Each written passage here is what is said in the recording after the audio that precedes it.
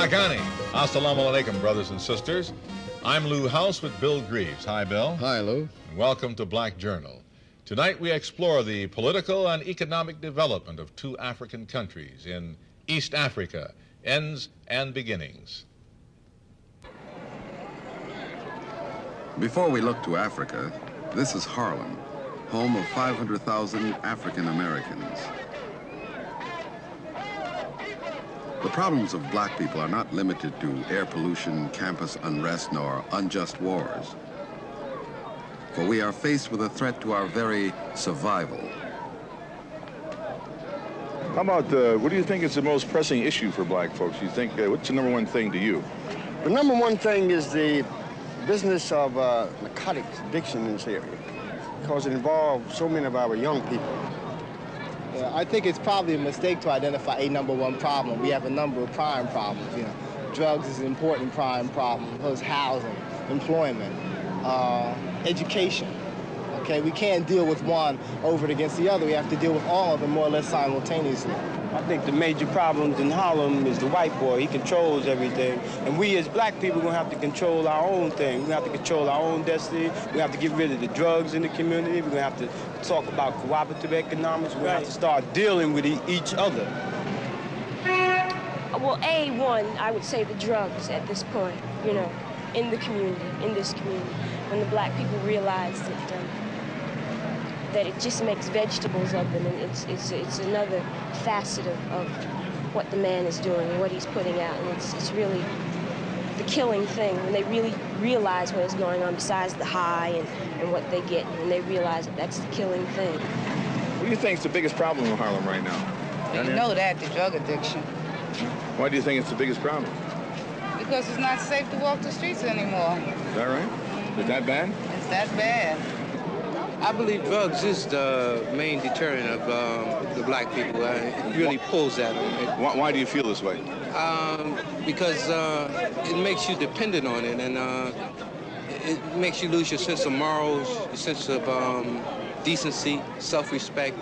And no nation, I don't care what nation, can really grow when something like that is pulling, you know. What do you think is the cause for this influx of drug use in the black communities?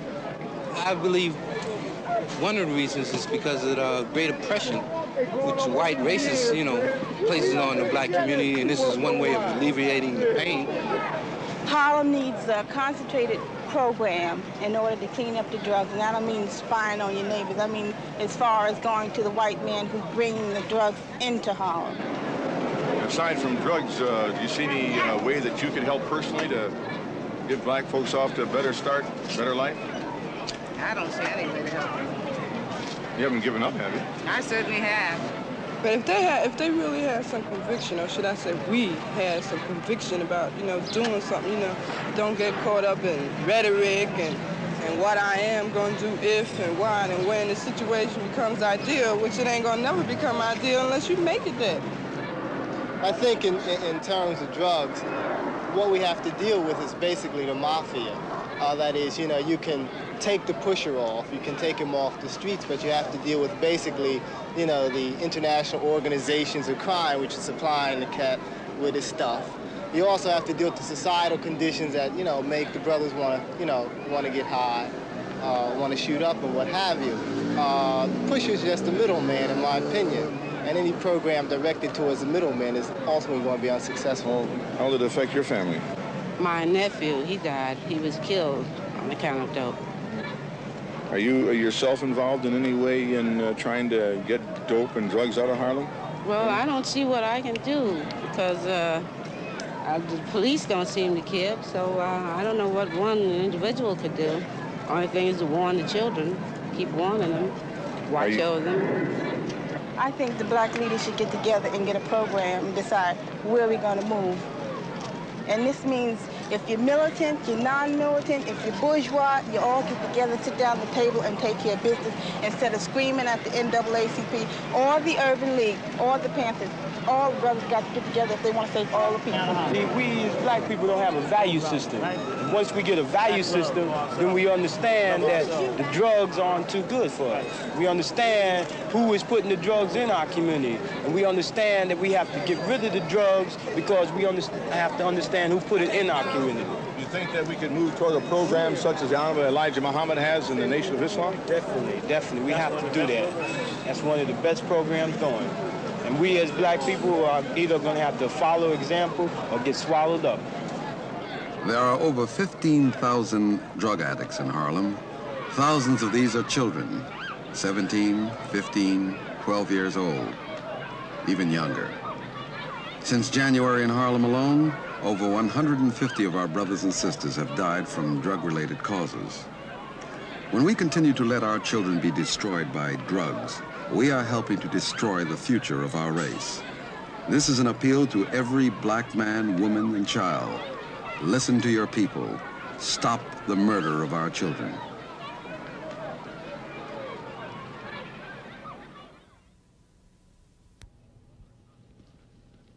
Our mother continent, Africa, is the oldest, the largest, and potentially the wealthiest in the world. This wealth, the rich natural resources of Africa, is being exploited by the United States, France, Great Britain, and other so-called developed countries. The continued sanction and support by the United States and other Western powers of the criminal injustices that exist in southern Africa are typical of the behavior of Western world towards all of Africa. The United States has heavy financial investments in southern Africa as well as in other parts of the continent and is not about to surrender these profits. The fact that humanity, often the lives of black Africans, are at stake apparently means absolutely nothing. Even when African countries become independent, the Western world powers, under the guise of helping to develop Africa, take huge annual profits into their own countries. Along the east coast of Africa are the countries Black Journal will visit tonight, Kenya and Tanzania. These countries have reacted to and fared differently under this present-day exploitation, or neo-colonialism. In our examination of East Africa, we will focus principally on Nairobi, capital of Kenya, and Dar es Salaam, capital of Tanzania. These cities are not intended to be representative of the countries as a whole, any more than New York City is representative of, for example, of our rural South. But some insight into the attitudes and lifestyles of our East African brothers can be gained by focusing on the capital cities. In many respects, our report on East Africa may be considered a subjective one. Tony Batten, producer of this report, found that a black film crew visiting the mother continent for the first time does respond subjectively to the dance, music, art, and life of our brothers in Africa. We who are Africans from abroad realize that in reporting on Africa, we are in fact reporting on ourselves. East Africa, ends and beginnings.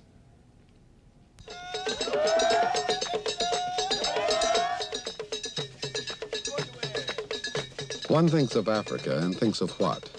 Rhythms, black people in a jungle dancing, masked and perhaps scarred with body marks.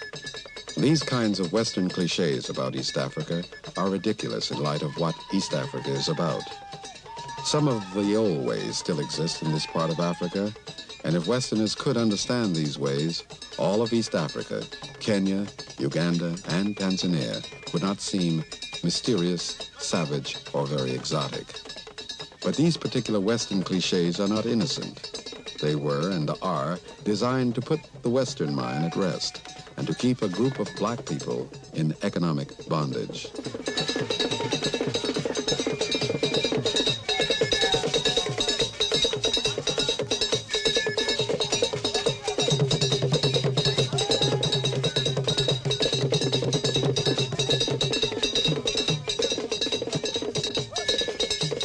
Despite such cliches, such Western myths about East Africa, the African brother is getting it together.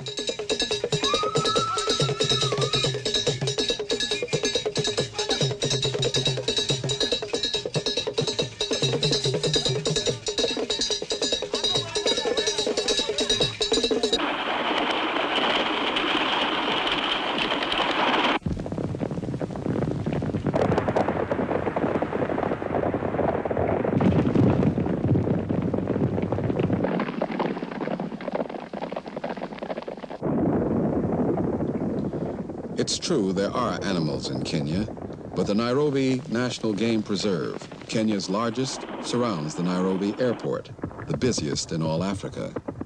Ironically, as more jet charter flights arrive, with increasing numbers of tourists, more and more animals depart, never to return to this part of East Africa. This has been one price the Kenya government has had to pay in order to change Kenya into a technologically developed nation. Before the process of development is completed, Kenya will have to give up more of what is beautiful and good about her country. And widespread problems, lack of proper education, disease, and growing unemployment have been far from eliminated. For the past 6 years, the man most responsible for government policy in Kenya is the country's first elected president, Mzee Jomo Kenyatta. Emerging from the Mau Mau Revolution of the 1950s, Kenyatta, mostly through the force of his own personality, has held the country together despite pressing tribal animosities and growing disparity between haves and have-nots. Here, celebrating Kenya's 6th year of independence, Kenyatta states his desire to maintain an economic system of free enterprise and a multiracial society. The retention of many former colonialists as advisors is a major problem in Kenya because of the heavy investment prior to independence of the Europeans, or Muzungus as they are called in Swahili. Total social development of the African is held back. The presence of blacks in power positions has disturbed whites who knew Kenya before independence. The colonialists had as their goal the complete exploitation of East Africa through what they called development. Based upon capitalism, this development set as its measure Western ideals of education and culture, society, and how one ought to go about getting things done. In Kenya, the measure of a man's success is often how closely he can imitate the lifestyles and accomplishments of his former political masters.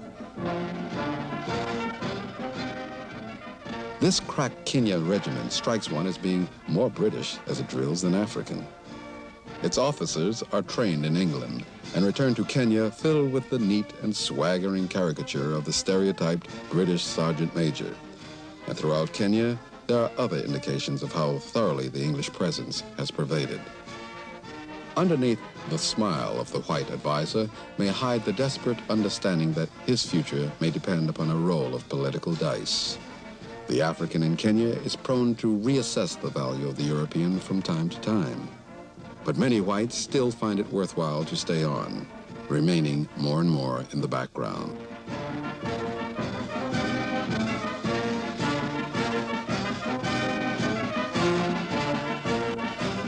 Nchi yetu ya Kenya kweli ni mzuri. Nchi yetu ya Kenya kweli ni mzuri. These are the people. In Swahili, the Wananchi. The Wananchi have questions of their own about development in Kenya. Enough questions to dump over a dozen members of the government in a recent general election. They are rural people mostly, but they are shifting to the cities in large numbers.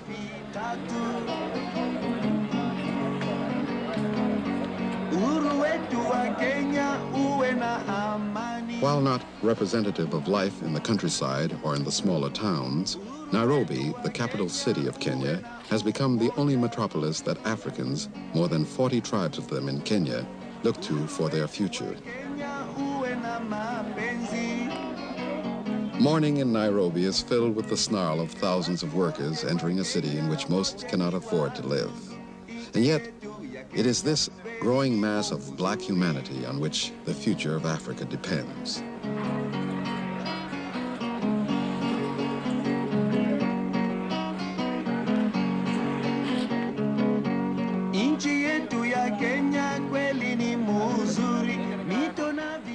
A combination of struggle and endurance shaped the African's nature, his soul, his happiness. Superimposed over everything in Nairobi is a desire for American and European modernity. There are minibus trips to see lions and music in hotels.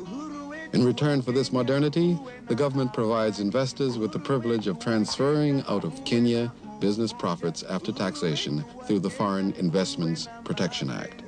The struggle to bring Kenya from an agriculturalist state into a 20th century industrialist nation is thought out and worked at here in these buildings.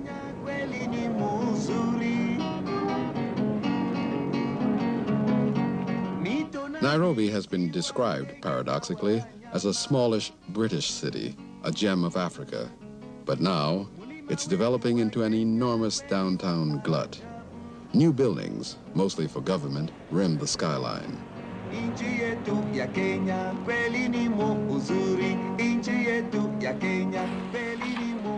Others are not within a price range which would make many Africans feel comfortable.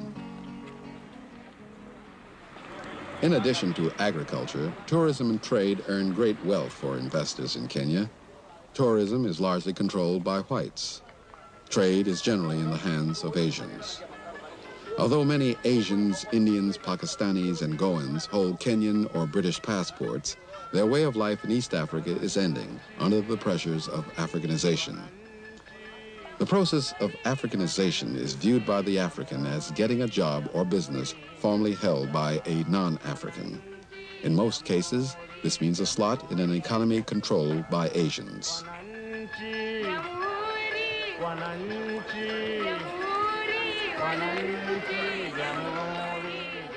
The only long-standing middle class in East Africa is made up of Asians. Now many blacks feel the Asian must go. Because he can read English and may be well educated in Western ways, life in the village often no longer holds its former meaning for many East Africans. The average black man in Kenya, the Wananchi, continues to trek to the big city. In Nairobi, this black man must hunt, he must wait, he must pray for some work that mostly does not exist.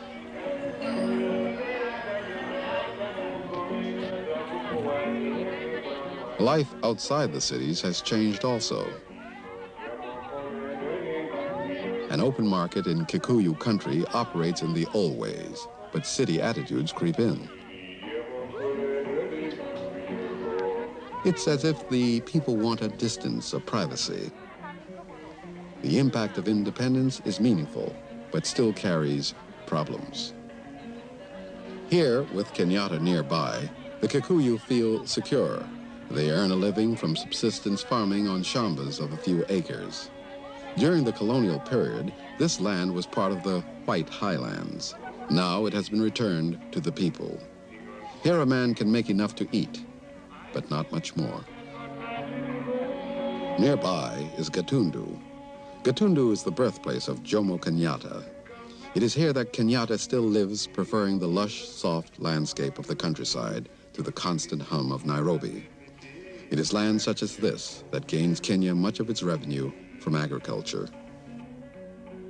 This land can grow coffee, for example, one of Kenya's main export cash crops. It is grown on small cooperatives operated by blacks and large plantations, most still owned by Europeans. Coffee is controlled by the Kenya Planters Cooperative Union, or KPCU, and the International Coffee Board. The KPCU controls growing techniques and milling. The Coffee Board, governed by European and American interests, decides quotas and prices. Kenyatta's brother, J.J. Muigai, is liaison officer between KPCU and the International Coffee Board. We asked Mr. Muigai how the relationship to the International Board is maintained and how KPCU originated. This started back in 1937, but formerly there was another cooperative somewhere called Ruiru, and this amalgamated with another union, coffee union, and they formed this KPCU back in 1937. To what extent do the African farmers participate in this cooperative? What is their function?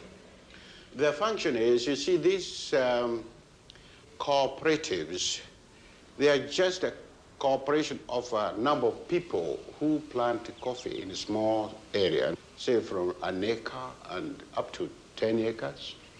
And because it is very expensive to build a factory, they formed cooperatives in order to process their coffee in one place and sell it in a group. After initial sorting, the coffee beans are popped from their shells and then stored in fermentation tanks. The beans remain here for 72 hours. They are periodically turned to keep the fermentation process even. After fermentation, the beans are washed to remove the gum that has developed during the process. The beans are dried and washed again, and then they are taken to racks for final sorting.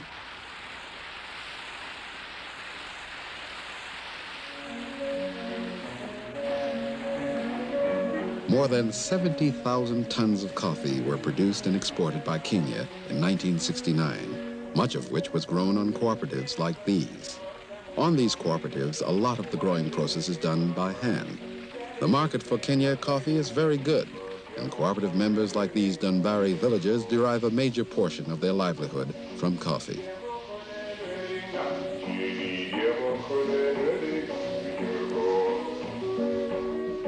Under this cooperative arrangement, the farmers consolidate their crop and turn it over to the Kenya Planters Cooperative Union. When the coffee is sold at auction in Nairobi, the farmers get their money. But a coffee berry disease and a ceiling imposed on Kenya's export quota, only 2% of the world's total, by the International Coffee Board, helped to keep the net profits for the African cooperative farmer in Kenya pitifully low.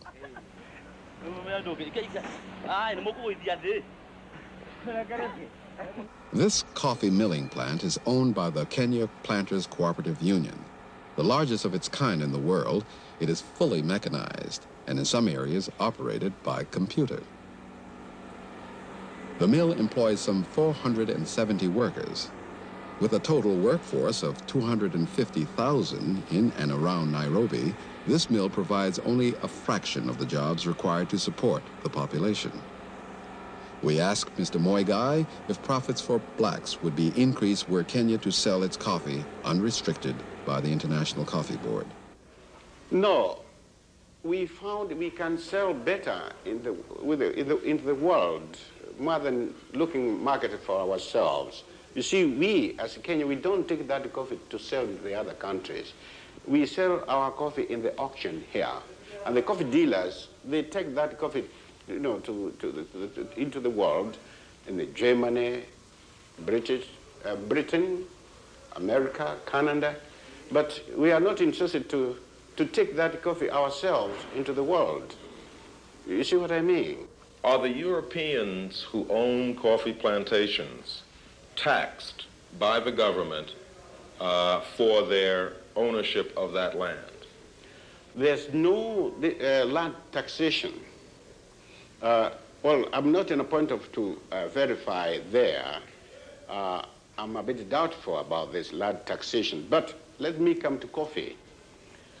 Both societies or cooperatives and big plantations have to pay export tax to the government.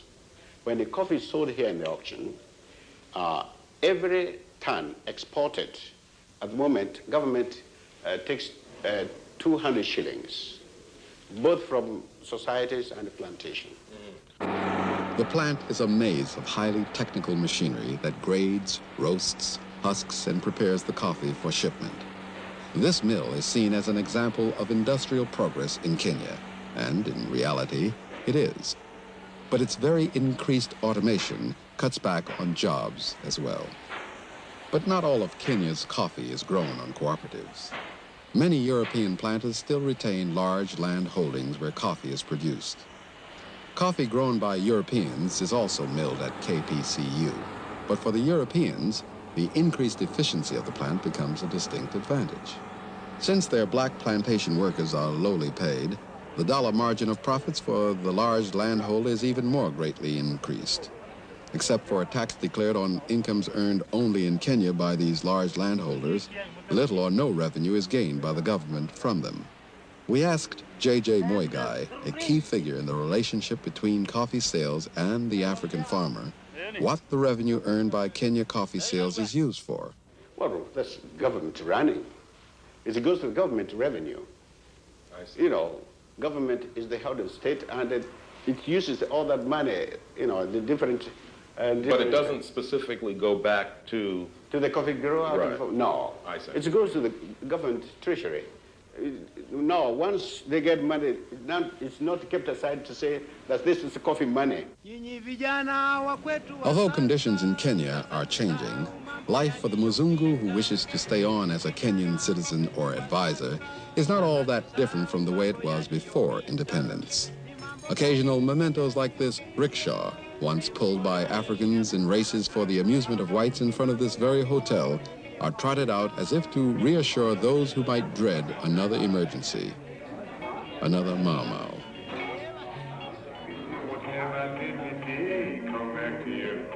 Kenyans, still young in independence, believe that changes for the better are taking place. They feel that these changes are long in coming and that development is slow. The government is bent on industrialization, while today most Kenyan people are still agriculturalists. The road to full national development based on free enterprise and capitalism is long. There is no work for those who may be only partially trained, and Kenyan choices for the future are baffling. But the land is rich, the earth true. And perhaps the real answer to Kenya's problems are hidden in the souls of her people. 600 miles from Nairobi, south and on the coast of Tanzania, there is a ghost town. Once ruled from the Arab Sultanate on Zanzibar, and once the trading capital of the whole east coast of Africa, Bagamoyo now sleeps. Down such trails, slaves walked through these palms to boats lying just offshore. Arab boats took black men as slaves to Zanzibar and on to Arabia. The Arabs took slaves and ivory from East Africa for generations. From Dodoma to Ujiji to Bagamoyo, men sold each other for profit. But Islamic slavery is less precise than Western slavery. A slave could be a teacher, craftsman, writer, a laborer, a man. For the Arab sheiks, with black slaves as companions, the untilled desert beyond Africa became a grandeur to be wandered. These crumbled ruins and Arab cemetery attest to the fact that Islamic culture was firmly entrenched on the east coast of Africa well before the 19th century.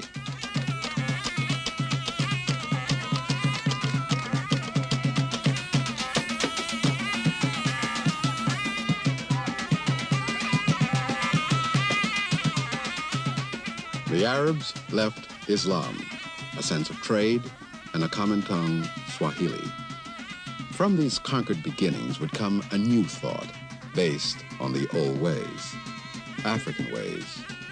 The thought, African socialism based on familyhood, sharing, and self-reliance. Sharing and self-reliance are words common in Tanzania today, and so too is Islam. A Muslim wedding celebration awakens the town of Bagamoyo, and its music transports us to the past and to other unchanging times.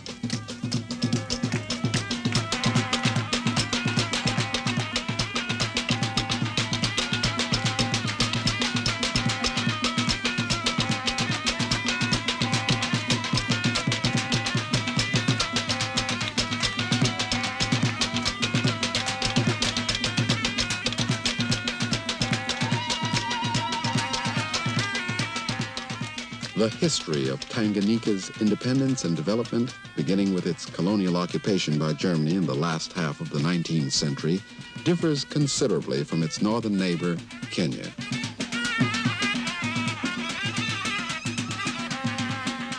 The Germans, latecomers to Africa, inherited what trade in ivory and diamonds that was left, allowed the continuance of the Arab slave trade, and made attempts to settle the countryside from 1885 until they lost the territory before World War I. From From the 15th century to the 18th, the Portuguese established settlements for commerce and for slave trade. And the Portuguese left nothing except the impractical bondage of all the land they settled. Now revolution in Mozambique to the south of Tanzania is part of their colonialist legacy.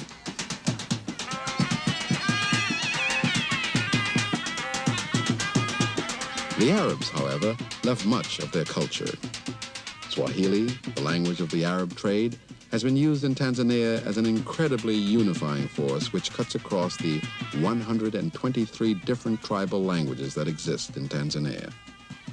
The wind instrument this musician is playing is a muzuni, an Arab instrument. These are the Arab legacies which have helped Tanzanian development. In 1919, Tanganyika became a British Mandate territory under the League of Nations. But the British already had Kenya.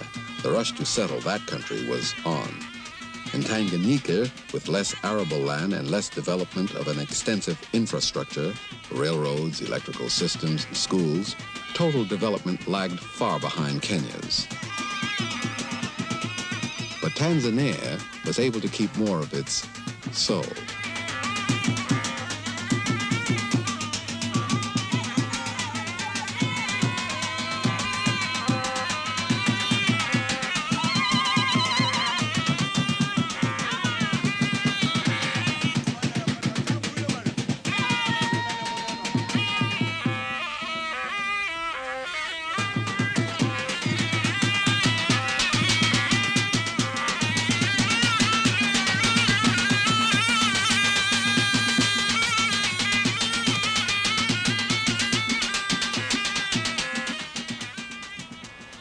Dar es Salaam, or Haven of Peace, became the capital of Tanganyika in 1891. Today, with a population of over 250,000 people, Dar is the capital of Tanzania, the United Republic of Tanganyika and Zanzibar. Tanzania achieved full internal independence from Britain in 1961. The harbor at Dar es Salaam is one of the busiest on the East African coast. The city is tropical, but energetic. Business begins at 7:30 in the morning and ends at 4 to get the most out of the productive, cool daylight hours.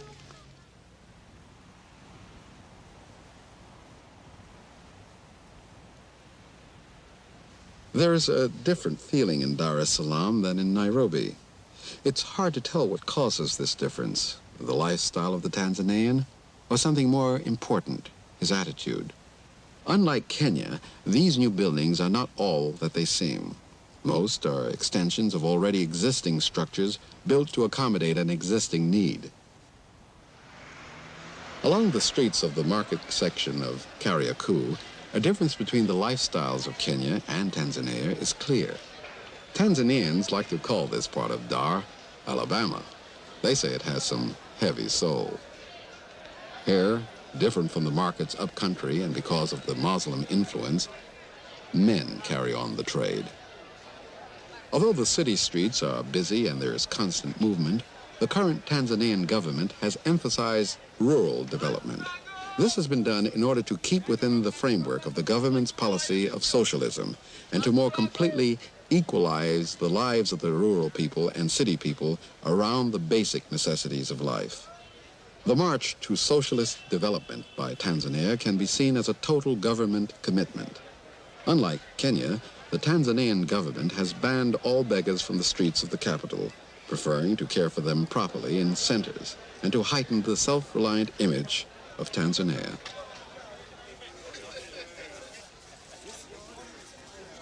Awaiting a visiting European statesman is a man regarded by Africa and much of the world as Africa's most dynamic leader, Mwalimu, the teacher, Julius K. Nyerere, president of Tanzania. Seated with his two vice presidents, Nyerere chats informally and is relaxed. Somewhat like Macarius, Nyerere's career has been filled with surprises and political turns. When first elected prime minister, Nyerere resigned in 1962, and for most of a year stumped around Tanzania, discovering again just what his people needed most. In December of that year, Tanzania became a republic, and Nyerere the country's first president. polling 98% of the votes cast.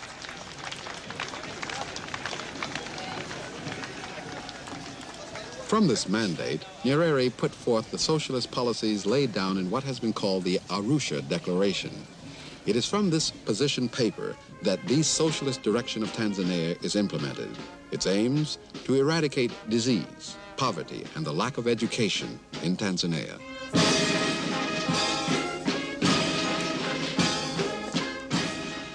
The occasion, a state visit by a European leader professing a policy of non-alignment, Archbishop Macarius of Cyprus.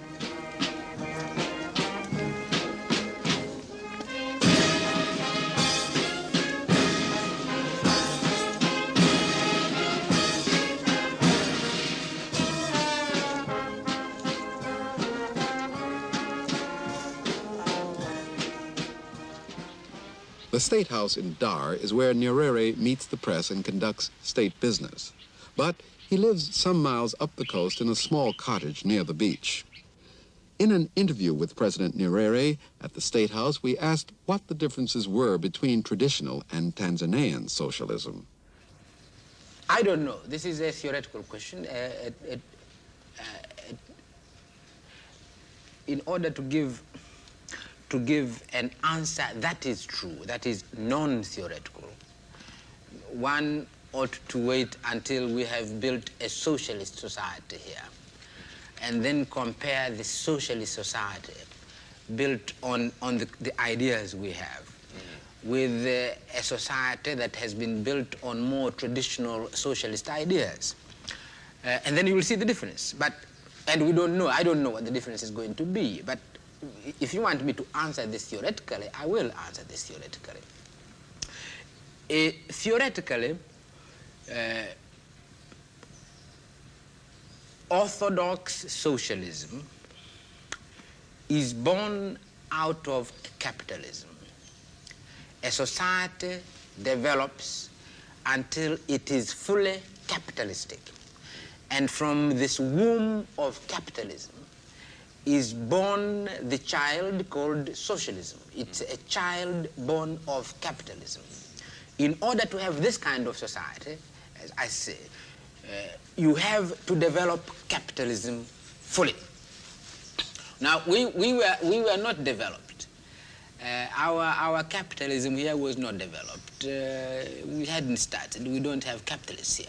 We have to build a socialist society from poverty. Now, we are saying these ideas are likely to be different because we are starting from the concepts of sharing which come from a basically communal society. There is where we start from. We don't start with capitalism. We understand capitalism theoretically because we've read about it and we've seen some of it here. But this is not the thing under which our people are suffering. They're suffering from primitive poverty. What is an Ujamaa village, and how important is this to the goals of the Arusha Declaration? Well, it is very important. We are saying that a society, or what you call modern development, is a result of people working together. Anything you call development is a result of people working together. People can work together in two ways. They can work together for another.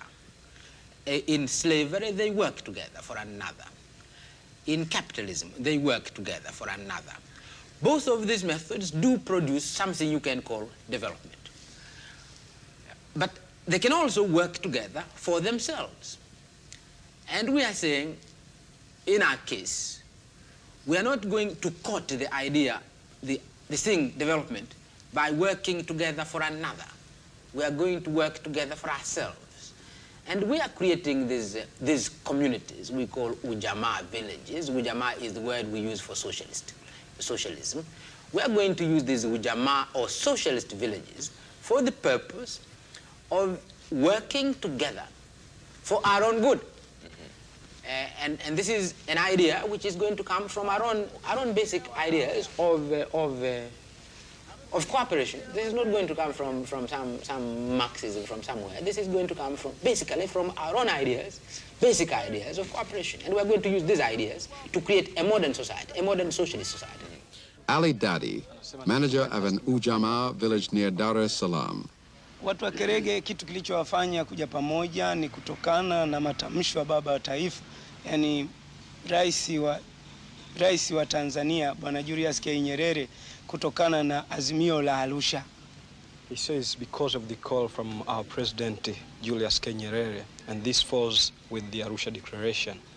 What does ujamaa mean? Maana ya ujamaa hasa ni nini? Maana ya ujamaa ni kuishi pamoja na mapato yao yote hupata sawa na kugawana sawa, na maisha yao wanayokaa kwenye kijiji huwa wanafanya kazi zao, shughuli zao zote pamoja. Ndiyo maana ya ujamaa. He said the meaning of ujamaa as he understands it is people live together, work together and distribute their income communally. What do the people of Korege hope to accomplish? Wanafikiriaje watu wa Kerege watapata baada ya kukaa pamoja? Watu wa Kerege wanafikiri watakuwa na mapato zaidi. Hata hivyo yameshaonyesha kuna mapato zaidi, ni tofauti namna ilivyoanzishwa na sasa hivi tunakokwenda. Ni juu zaidi ya hali ya mapato kuliko mwanzo tulivyoanzisha. He says the first thing is their income will be raised up, and this has been proved because the income has been rising up steadily since the time when they came here.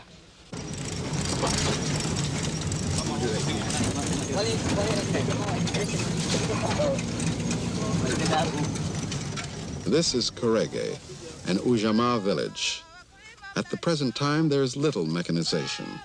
The government feels that when mechanized farm machinery can be properly handled, then it will be time to introduce tractors and the like. But today, the hoe, or jemba, is the trademark of self-reliance.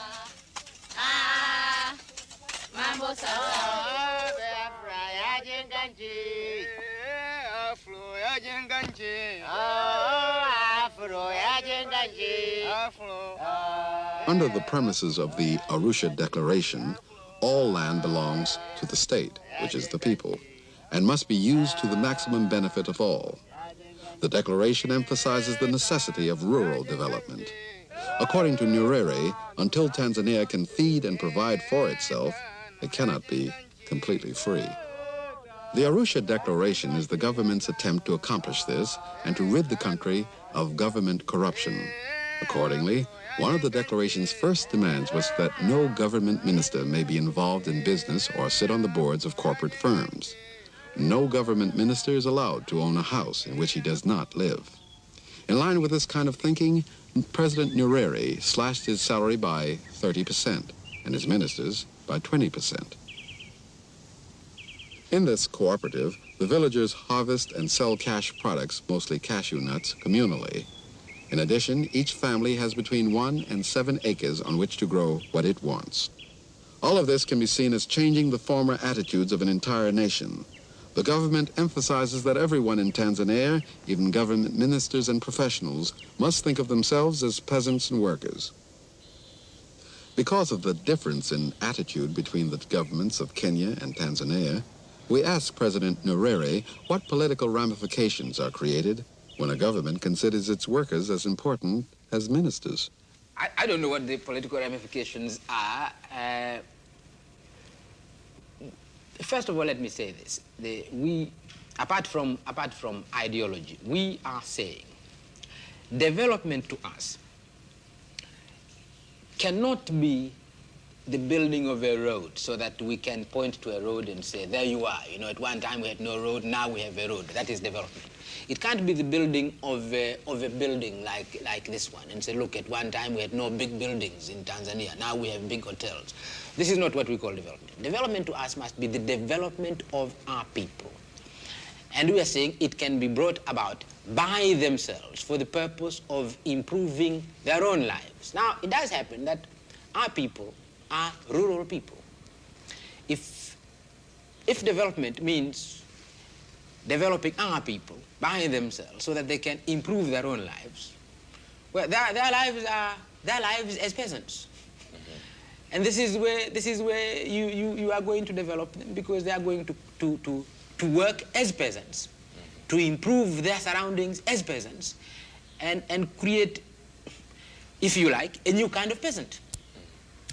And this has implications, the political implications of this, that we are going to be creating not merely these social units.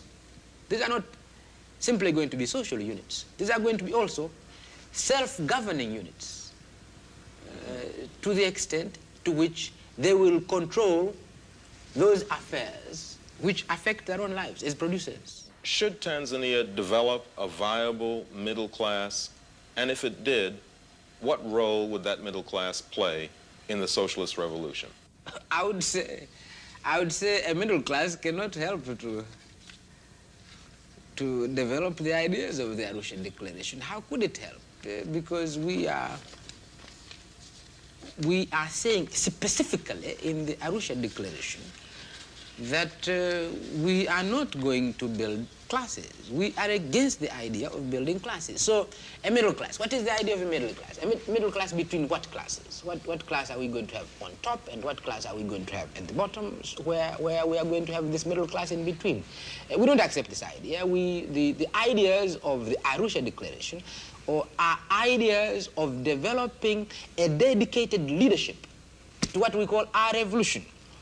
And really, if you are going to think in terms where in other places these educated, highly educated or professional people, they belong to a middle class. We really don't want this idea of calling them a middle class. This is a dedicated leadership to the kind of revolution that we want to work here. And really, they're going to be workers. They're going to be workers. They are workers. Although Tanzania is concentrating on rural development of industries for increased productivity and diversification of employment is one of this country's major priorities. This cement factory is an example of how the Tanzanian industrial economy functions. While banks and public utilities have been nationalized as logical results of the goals of the Arusha Declaration, foreign capital is still sought after and utilized. Under the umbrella of the National Development Corporation, a cement factory such as this one may operate with foreign investment capital as well as Tanzanian money. But ownership is equalized between Tanzania and foreign investors, and the government limits the amount of business profits foreign investors may remove from the country.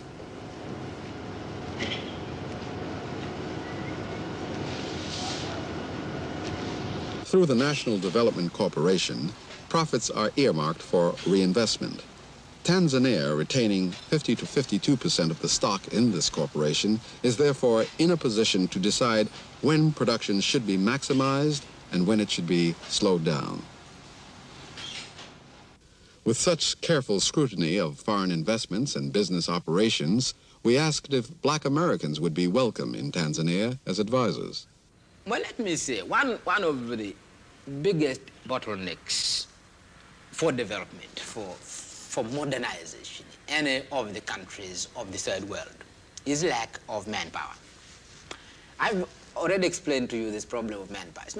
It's not merely techniques that we want. We want techniques and attitudes. We want a person who is going to help. If he's an economist, we want his techniques as an economist. But he would be much better for us if he also understands and accepts what we're trying to do. So, and we lack these people, and we recruit them from all over the world. Now, why shouldn't we get Afro-Americans?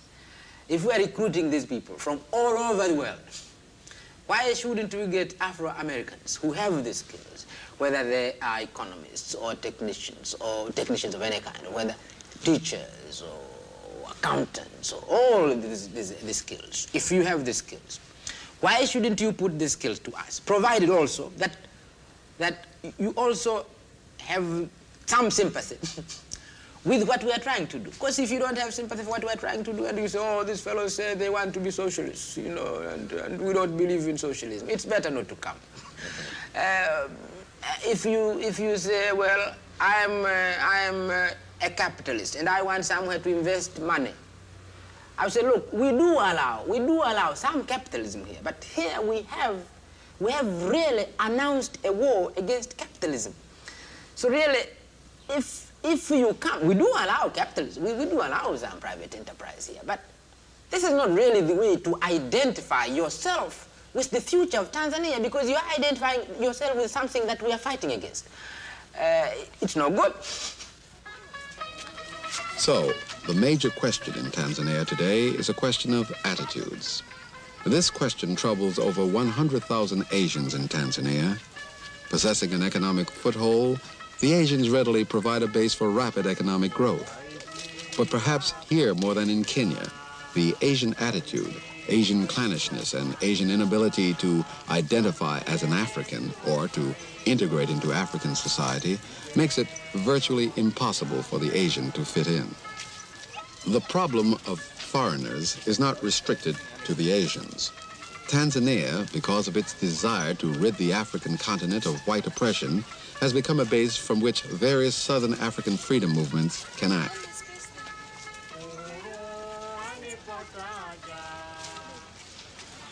At war with Portugal for the past 9 years, we spoke with leaders of the Mozambique Liberation Front, or Frelimo, to determine whether Frelimo merely wanted Mozambican citizens to have the right to vote in their own country, or to separate Mozambique completely from Portugal.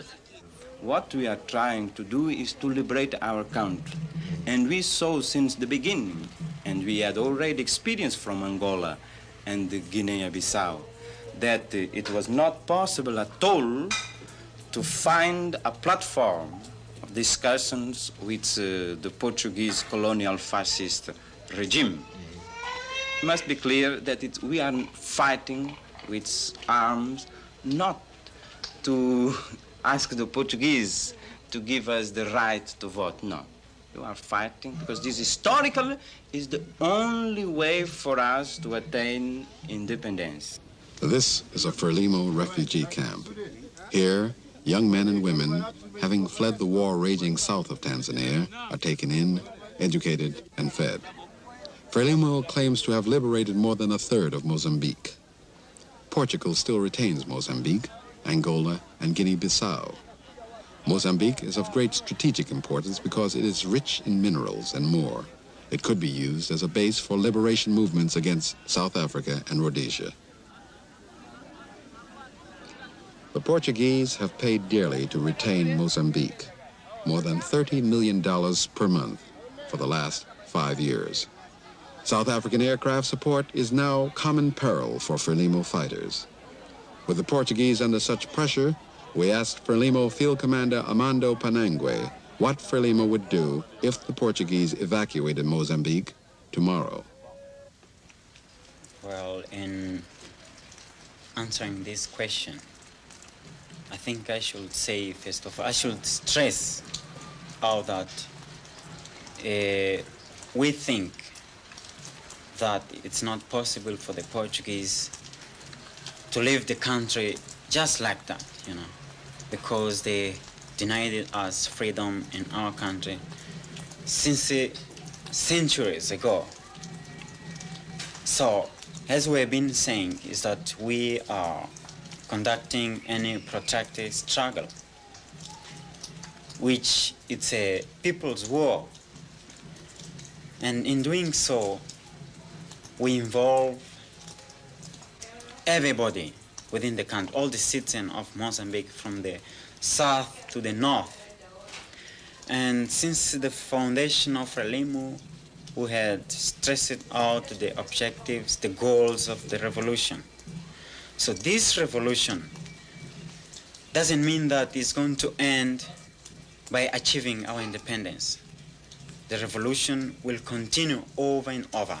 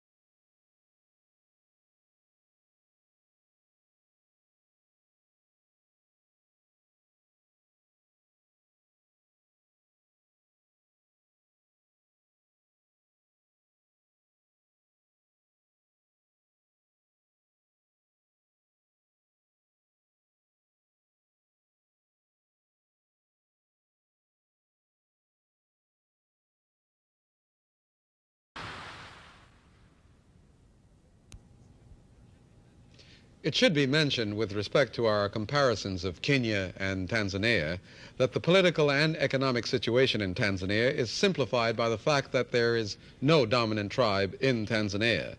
In Kenya, there is some conflict between the two major tribes, the Luos and the Kikuyus.